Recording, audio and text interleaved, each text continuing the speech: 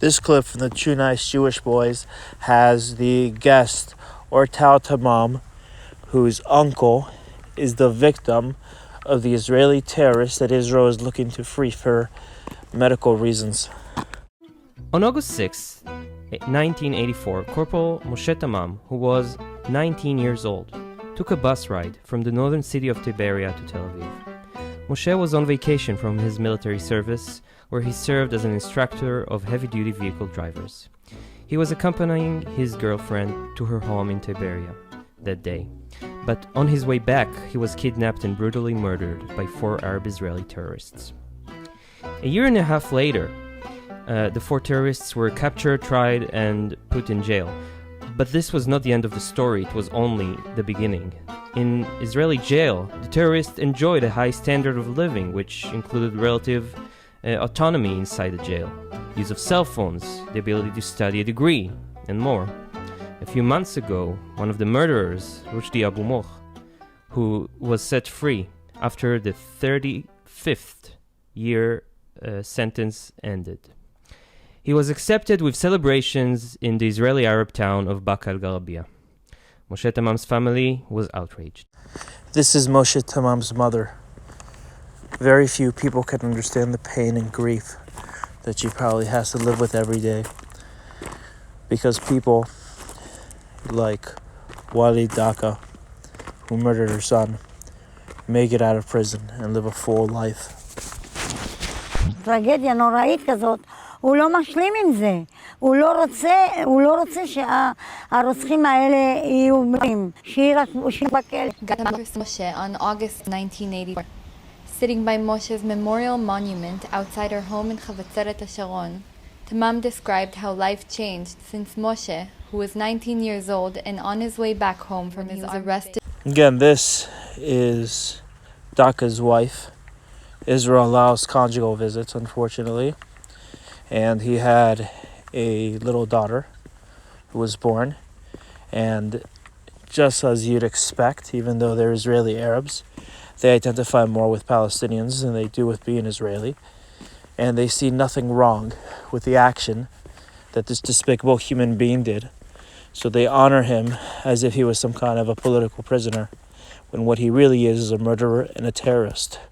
For being part of a terror cell responsible for kidnapping and murdering Israeli soldier Moshe Tamam in August 1984. אנחנו מפנטזים איך הוא יקבל את העולם, איך הוא יקבל את הכל. מפנטזים זה שבן אדם 27 שנים בתוך התא, אפילו בלילה הוא לא ראה כוכבים, 27 שנים לא ראה כוכבים, לא הירח, לא היה מחוץ לתא שלו בלילה. תתארי לעצמך. Pictures of imprisoned Walid hang on the walls of the Daqqah family home in Baqa al-Gharbiya.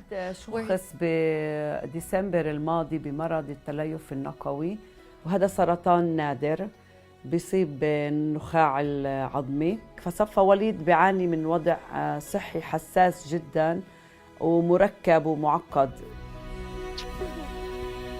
عشان هيك احنا كمان بحرب على موضوع اطلاق سراحه، لانه بهذا الوضع الصحي ما بنعرف اذا هو راح يكون قادر يصمد في السجن السنتين اللي ضايلين من حكمه او لا.